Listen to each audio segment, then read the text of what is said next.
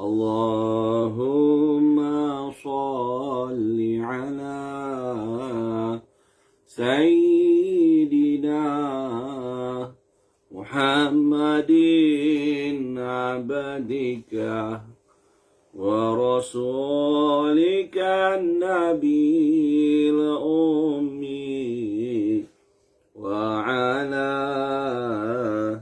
alihi wa sahbihi wa sallim. Allahumma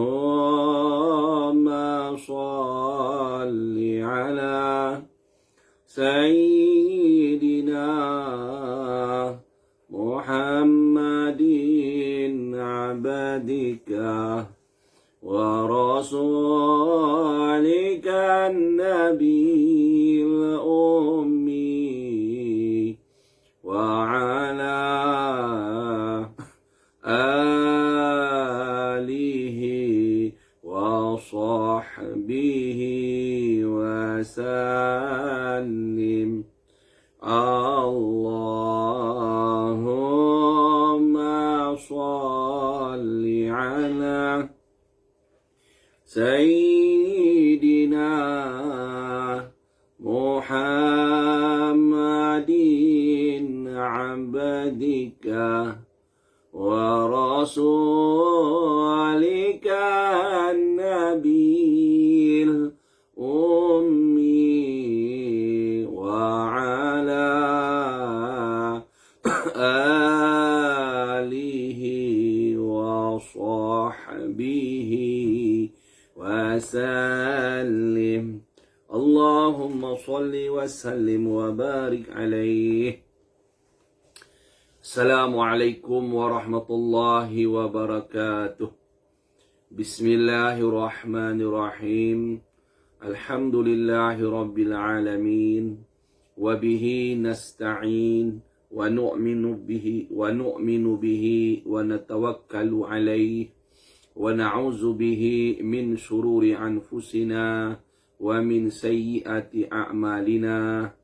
May yahdihillahu fala mudilla lahu ومن يضلل فلا هادي له ونشهد أن لا إله إلا الله وحده لا شريك له ونشهد أن سيدنا محمدا عبده ورسوله. اللهم صل على سيدنا محمد عبدك ورسولك النبي الأمي وعلى آله وصحبه وسلم. سبحانك لا علم لنا إلا ما علمتنا إنك أنت العليم الحكيم. رب اشرح لي صدري ويسر لي أمري واحلل عقدة من لساني يفقه قولي. لا إله إلا أنت سبحانك إني كنت من الظالمين. لا إله إلا أنت سبحانك إني كنت من الظالمين. لا إله إلا أنت سبحانك إني كنت من الظالمين.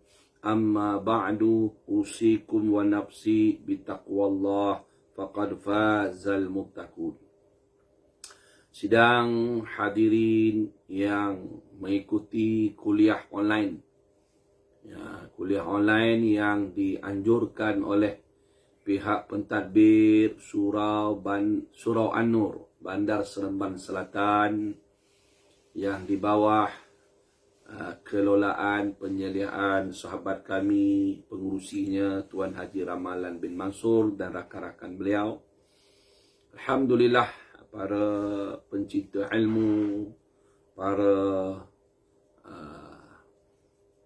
muslimin dan muslimat yang dirahmati Allah, yang sama-sama kita diberi hidayah dan rahmat oleh Allah Ta'ala untuk sentiasa memastikan diri kita di dalam golongan yang mencari keredaan Allah Subhanahu Wa Ta'ala.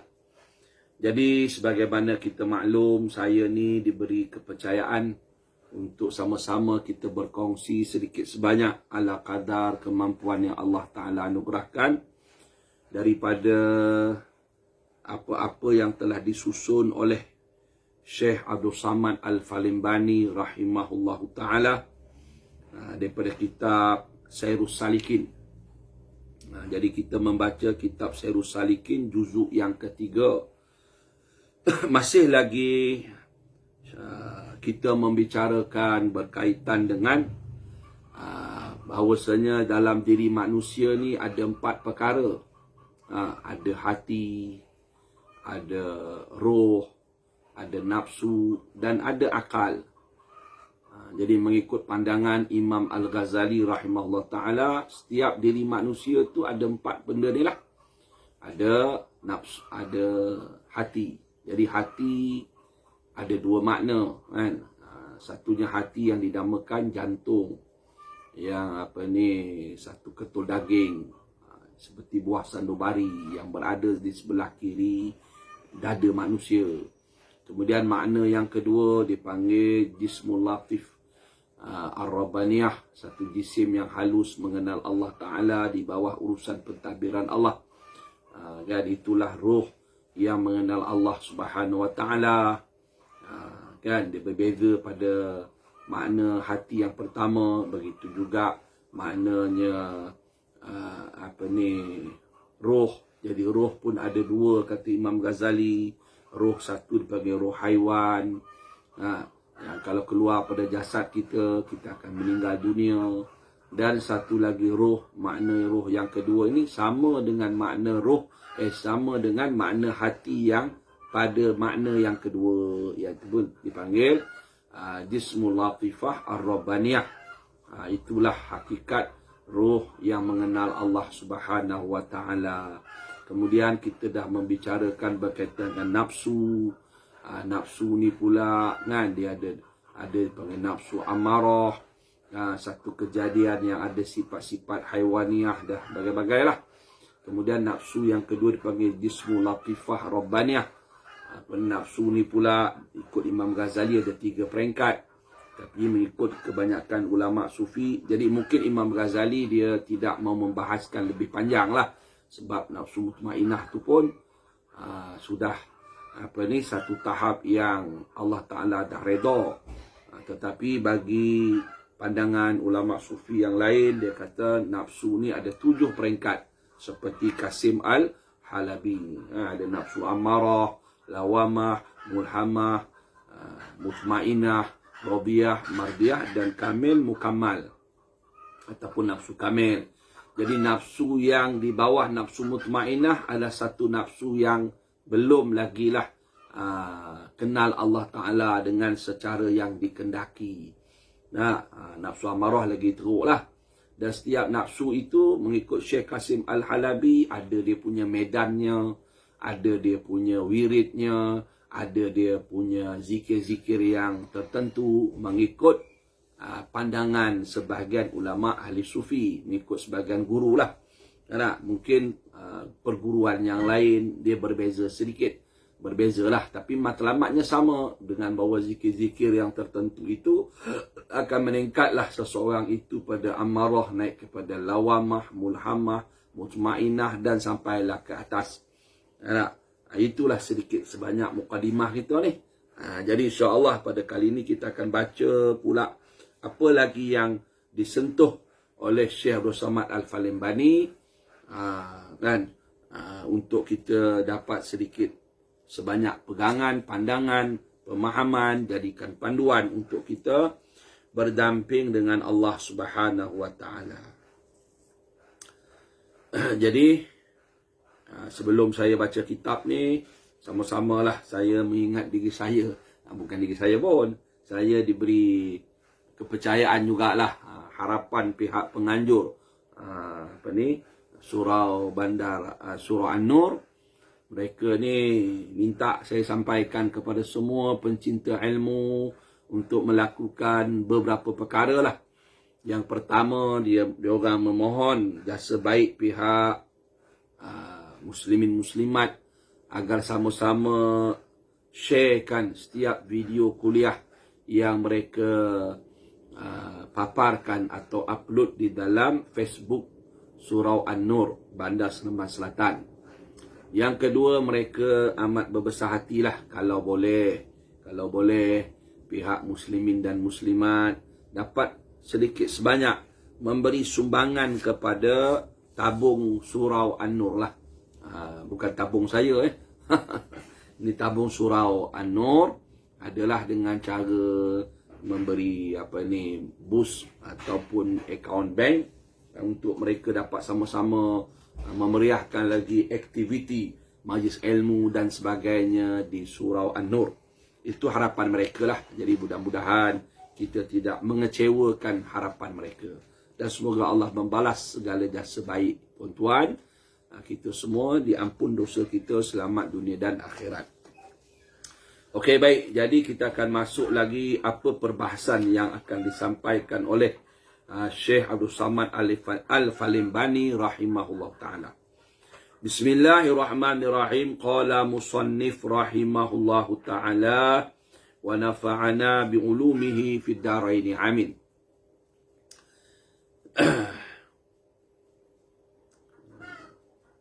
Ketahui olehmu, hai segala orang yang salik bagi tariqah al-muqarrabin itu, bahwasanya masyaikh, yakni syekh-syekh, masyaikh ni plural kepada syekh, makna guru-guru lah.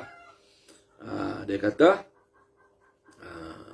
masyaikh atau guru-guru yang lain daripada masyaikh al-khalwatiyah itu tiada memberi talqin ia masyaikh akan murid yang salik itu melainkan 3 isim jua. Ni 3 jenis nama yang dibawa zikir. Isim Allah lah, nama Allah. Maka adalah mereka itu, yakni masyaikh lain pada Syekh Khalwatiyah, memberi talqin akan murid mereka itu padahal ia di dalam nafsul lawamah dengan la ilaha illallah, dan padahal ia di dalam permulaan nafsu mulhamah dengan Allah Allah Allah, dan pada ia di dalam akhir nafsu mulhamah itu dengan hu hu hu. Dan dengan isim ini, isim hu ni, masuk ia murid tadi yang dalam nafsu mulhamah tadi, penghujung nafsu mulhamah, masuk ia di dalam nafsu al-mutmainnah. Inilah, yakni sampai kepada darjah nafsu mutmainnah, kesudahan suluk, yakni perjalanan mereka itu, yakni murid tadilah. Dan permulaan usul mereka itu kepada ma'rifatullah ta'ala.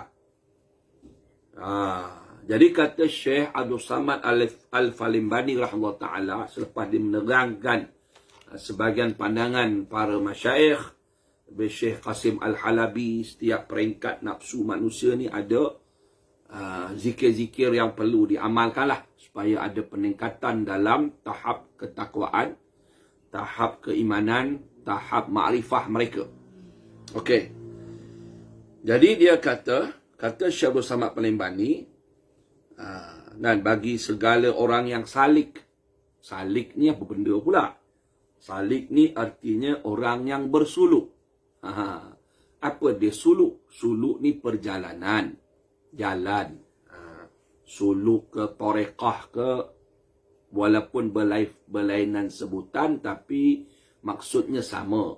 Yakni satu perjalanan yang ada seorang guru mursyid atau guru murabbi di bawah pimpinan lah. Mana satu kaedah, cara seseorang itu untuk membersihkan hati, memperbaiki diri, menghilangkan sifat-sifat mazmumah, sehingga dia sampailah kepada pengenalan. Dia panggil ma'rifatullah, dengan segenap-benar ma'rifah di bawah asuhan, tarbiyah seorang syekh atau seorang guru. Sama ada guru itu bertaraf mursyid ataupun murabbi. Dia mesti ada gitulah. Sebab man lam yakun syekh fasyaitanu syaikhuhu. Siapa-siapa yang tak ada syekh, dia beramal, dia belajar kan, dia nak menuju Allah tanpa guru, fasyaitanu syaikhuhu, maka syaitan itulah gurunya atau syekhnya. Jadi satu bahaya yang besar. Mengaji tak ada guru. Apa-apa ilmu pun mesti ada guru. Apatah ilmu untuk mengenal Allah Subhanahu wa taala. Jadi siapa-siapa yang mengikuti atau cara seorang syekh mursyid atau syekh yang murabi, maka dia dipanggil salik. Sebab dia bersuluk. Tapi kadang-kadang setengah bahasa Melayu ni, orang Melayu ni dia nak mudah. Dia nak mudah. Suluk tu dia kata duduk pada satu tempat atau madrasah, zawiyah, kan, macam sebagian tarekat Naqsyabandi atau setengah-setengah tarekat lah. Dia ada program-program suluk 3 hari 3 malam, 10 hari 10 malam atau 40 hari 40 malam. Kemudian dia duduk di tempat tu, zawiyah ataupun ribat ataupun madrasah syekh dia tu.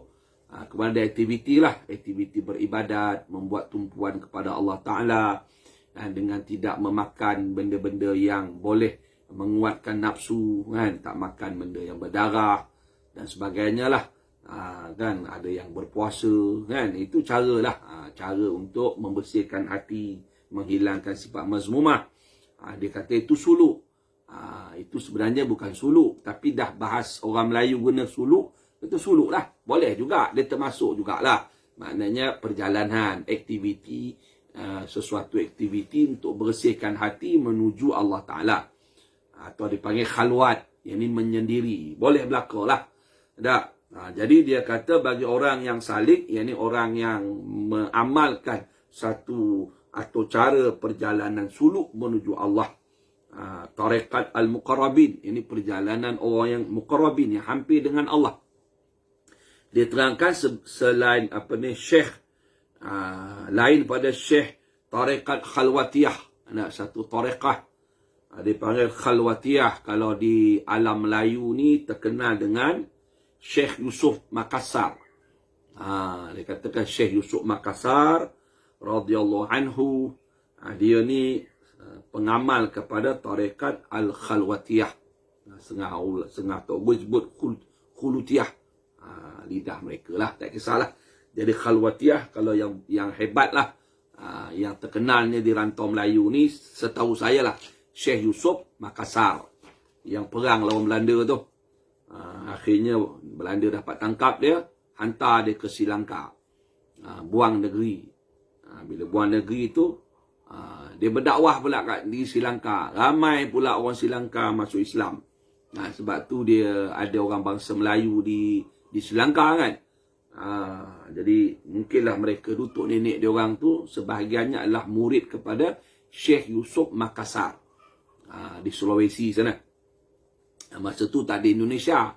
Malaysia pun tak ada. Malaysia tahun 1963. Indonesia tahun bila? Wallahualam. Okey. Kemudian Syekh Yusuf Makassar ni, akhirnya Belanda tak puas hati. Orang putih tak puas hati pasal dia ni, orang daripada orang Melayu ni nak pergi haji, akan singgah di Sri Lanka. Dia memberilah motivasi, memberi pengajaran untuk lawan kafir laknatullah ni di bumi Melayu ni, bumi Nusantara ni. Dah orang putih Belanda buang dia pula ke Cape Town. Cape Town di Afrika Barat lah. South Africa, Afrika Selatan. Di Afrika Selatan buang dia. Kata almarhum Tok Guru saya, sebagian karomah dia tu, waktu orang Belanda nak hantar dia ke Cape Town tu, dalam kapal habis air. Air tawar habis. Air nak masak. Air laut banyak. Air laut kan boleh makan, boleh minum kan. Jadi ringkas cerita, akhirnya Yusuf Makassar kata tak apa. Air tak ada ni menyusahkan orang kan. Orang tak ada air. Jadi Syekh Yusuf Makassar kata turunkan aku kat laut. Dia celup kaki dia dalam laut. Ringkas cerita buatlah. Buat turun dia kat laut daripada kapal tu. Turun dia. Dia pun celup kaki dalam. Dia celup kaki dengan laut. Tawar air laut tu. Orang putih pun ambil. Katanya ada buatlah satu tugu peringatan tempat Syekh Yusuf Makassar serta almarhum Tok Guru saya lah. di lautan Hindi sana. Jadi nak menunjuk karamah para awliya. Nah, karamah para awliya, akhirnya walaupun orang Belanda ni orang putih tawan dia, tapi dia orang ni akhirnya kena minum air tapak kaki dia jugalah. Jadi para awliya ni walaupun ditahan, ditangkap tu, dijajah, tapi mereka tak ada menjadi satu apa-apalah. Nah, tak ada menjadi satu keanehan. Sebab di mana saja mereka pergi, mereka bersama Allah dan mereka mengembangkan agama. Pergi di Sri Lanka, Islam berkembang. Pergi di Cape Town, Islam pun berkembang. Itu kelebihan dia lah. Jadi Syekh Yusof Makassar Al-Khalwatiyah. Itu sebahagian ulama' Sufi yang mengamalkan Tariqah Al-Khalwatiyah. Ada ulama' Sufi menggelar Tajul Arifin. Tajul Arifin ini mahkota orang-orang yang arif billah. Jadi kata dia, kalau lain pada Syekh Guru Tarikat Khalwatiyah, dia ni bagi talqin zikir kepada murid dia 3 isim je. Dan la ilaha illallah itu bagi orang yang dalam nafsu lawamah. Nafsu lawamah kan. Jadi dengan zikir la ilaha illallah, la ilaha illallah, la ilaha illallah. Kemudian bila dah sampai kepada nafsu mulhamah, dia akan zikir, talqin dengan zikir Allah, Allah, Allah. Kemudian bila sampai kepada mulhamah yang penghujung, di hayah nafsu mulhamah, dia akan talqin zikir. Talqin ni mengajarlah. Kan, bukan dia ambil pada tulis buku ni. Talqin ni guru akan sebut, dia akan sebut dulu, murid akan ikut. Okey, zikir hu. Daripada zikir hu itulah. Jadi murid yang ada nafsu mulhamah yang akhir tadi, dia akan dapat masuk ke darjah nafsu mutmainnah. Jadi nafsu mutmainnah ni dia katakan kesudahan suluk. Kesudahan suluk, kesudahan perjalanan mereka. Aktif suluk. Dan permulaan wusul. Ini permulaan ma'rifah kepada Allah Ta'ala. Dia baru bidayah ma'rifah dan nihayah suluk. Kemudian dia akan sesungguhlah sampai dia dapat jazbah pula. Untuk masuk ke radiyah. Jadi itu pandangan mereka lah. Jadi berjalan dia dalam ulama' tasawuf dia kata, dia jalan Allah ni dua lah. Walaupun dia sebilang-bilangan nafas makhluk, sebanyak-banyak bilangan makhluk, tapi dia pecah dua je. Sama ada salik atau jazbah atau dipanggil majzub. Jadi orang yang suluk, sebab tu dia kata sampai mutmainah itu dah kemuncak suluk, akhir suluk. Sebab ada satu proses lagi lah. Mungkin dia akan dapat jazbah. Jazbah ni satu tarikan. Satu tarikan daripada Allah Ta'ala, rentap dia masuk dalam satu derajat yang lain, satu tahap ma'rifah yang lebih lain pula. Dia panggil jazbah, ini tarikan. Orang jazbah itu dipanggil majzub. Kan, majzub ni pula ada yang majzub yang balik ke alam manusia, dia boleh pimpin manusia. Ada majzub yang dia tak balik ke alam manusia lah. Maksud tak balik alam manusia ni, dia hidup dalam keadaan mabuk kepayang dengan Allah Ta'ala. Dia mabuk kepayang asyik dengan Allah Ta'ala. Dia orang ni tenggelam dalam memandang kebesaran Allah. Kalau terkenal dulu di rantau Melayu ni adalah Habib Noh lah. Habib Noh tu orang yang majzub. Sebab tu dia banyak benda pelik-pelik yang kadang manusia, orang awam tak boleh belajar dengan dia tu. Jadi apa, sesuatu benda yang dia asyik dengan Allah. Dia asyik dengan Allah kan. Kadang bahasa-bahasa yang digunakan tu tinggi. Jadi tak difahami oleh orang yang nafsu amarah, lawamah, mulhamah, kadang mutmainah pun tak faham. Kan bahasa mereka itu asyik cinta dengan Allah Ta'ala tu tinggi sangat. Tenggelam dia.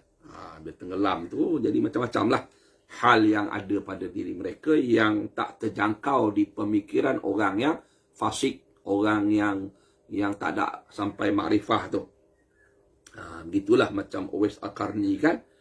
Dia punya asyik dengan Rasulullah SAW tu, sampai bila dia dengar cerita Rasulullah SAW dalam perang Uhud patah gigi. Dia patahkan gigi dia. Lepas tu tak tahu pula mana satu gigi yang patah. Habis gigi-gigi lain pun dia patah juga. Dia tak tahu. asyik, orang tengok asyik dengan Rasulullah kan. Itu satu jazbah jugalah tu. Kalau tak siapa, sebab tu dia panggil tariqah orang majzub ni, dia panggil tariqah Uwaisiyah. Dia panggil Uwaisiyah. Uwaisiyah. Dia dipanggil Uwaisiyah, ambil sempena nama Uwais Al-Qarni. Yang tu kena mengaji lain lah tuan-tuan. Tu kena mengaji lain dah. Dipanggil Uwaisiyah, kadang dipanggil sanad Uwaisiyah.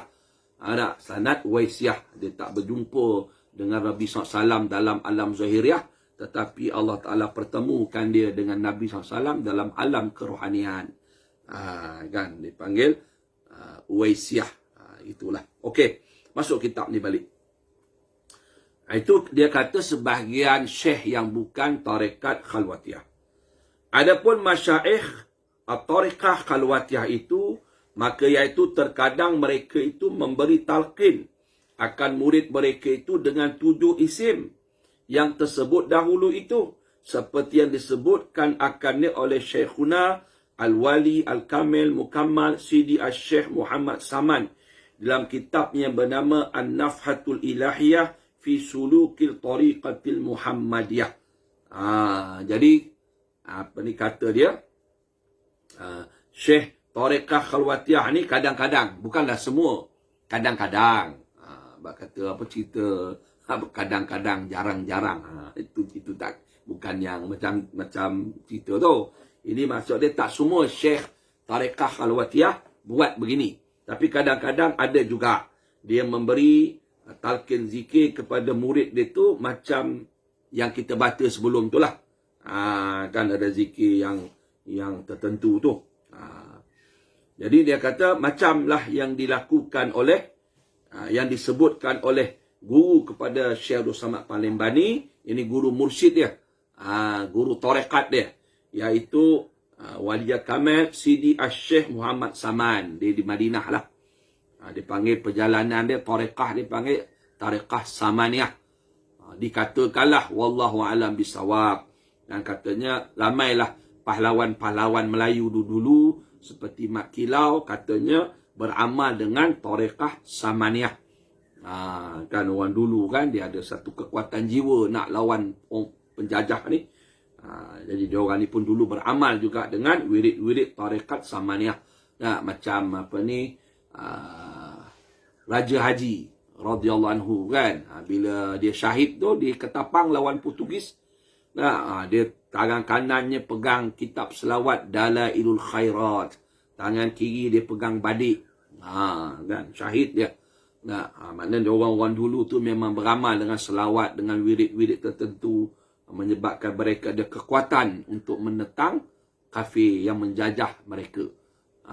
Kan sekarang ni tak ada. Dia kata sesat lah, bid'ah lah. Akhirnya kita ni dijajah, pemikiran kita masih terjajah dengan fahaman-fahaman kafir, Yahudi, Nasrani. Kan kadang-kadang yang menjadi dalangnya tu orang ada ilmu juga. Mengatalah tarekat ni sesat, zikir ni sesat. Kadang mengaji juga, mengaji agama kan. Itu semuanya kalau ikut di sisi ulama' tasawuf, itu semuanya ulama' su' dia kata. Ulama' yang tak suka dengan orang yang berzikir pada Allah. Kata bid'ah. Bid'ah tu. Kalau kau tahu saya kata, lantak pi lah mereka, janji kita sampai Tuhan. Dia dah sibuk kata orang tu bid'ah lah, begitu beginilah, tak betul lah, tak sesat lah. Dia tu sampai Tuhan tak? Cuba letak dia tengah malam kat kubur. Dia takut Allah ke takut hantu kubur? Sembang kemeh lah. Kata Tok Guru saya lah. Saya pun taklah berani sampai tahap tu. Kan? Kadang-kadang kita lalu kat kuil Hindu kan. Lah rasa kuil Hindu tu ada hantu gerun kan. Itu masih syirik. Tapi kemeh. Dia punya kemas menghentam orang berzikir. Kemeh lagi. Padahal diri dia tu ada bid'ah yang paling besar. Apa dia? Syirik khafi. Takut kepada makhluk, takut kepada jin, takut kepada hantu. Itu syirik lah tu. Itu bid'ah lah tu. Ingat bid'ah ni benda yang dipaham secara sempit. Rasulullah tak ada benda takut kat makhluk. Rasulullah tak ada bimbang makhluk. Rasulullah tak takut dengan jin, dengan hantu semua. Yang kita takut, itu bid'ah lah tu. Rasulullah tak mengajar kita buat. Ada pada kita. Bukanlah marah, cerita. Okeylah, dia nak cerita pasal zikir ni, aku cerita lain pula kan. Sebab tu kata Syekh Abu Hasan Asyazali rahimahullah ta'ala, sunnah Nabi ada dua. Satu sunnah zahiriah. Yang kedua sunnah batiniah. Sunnah zahiriah itulah sunnah yang kita semayang berjemaah ke, semayang fardu 5 waktu ke, bersedekah ke, bayar zakat, puasa, pakai serban, berjanggut bagi lelaki, pakai warna putih dan sebagainya. Banyaklah sunnah-sunnah yang zahir. Yang tu boleh ambil pada ulama zahiriah. Ambil pada kitab-kitab dengan pengajian. Satu lagi dia panggil sunnah batiniah. Mana ikhlas, syukur, sabar, redha sampai kepada ma'rifatullah. Dan itu sunnah batiniah. Yang ni kata dia kena ambil daripada ahli dia, ahli batiniah. Yang ni dipanggil guru mursyid lah. Guru mursyid, guru murabi yang sudah membersihkan hati mereka daripada amarah sampai kepada lawamah, mulhamah, sampai kepada mutmainnah. Kemudian baru dah sampai radiyah. Radiyah tu baru boleh jadi guru mursyid. Dengan kata guru kami, radiyah tu baru boleh jadi guru mursyid. Guru murabi atas lagi. Guru murabi tu atas lagi. Ini masuk program TV dah panggil murabi. Murabi tu pendidik. Murabi tu, mursyid tu yang beri tunjuk. Tapi atas nama tu bolehlah letak murabi, mursyid.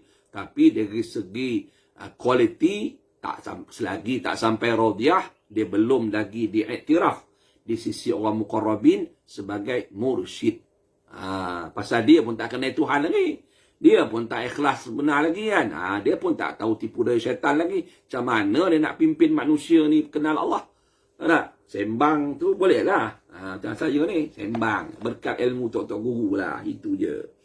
Okey. Jadi kata dia, kalau Syekh Wali Kamil Al-Muqammar Sidi Syekh Mak Saman, yang dalam kitab tulis An-Nafatul Ilahiyah fi Suluki Tariqati Muhammadiyah, dia kata mereka itu, yang ini sebahagian daripada tarekat khalwatiyah, memberi talqin akan murid mereka itu padahal ia murid di dalam nafsu ammarah dengan la ilaha illallah.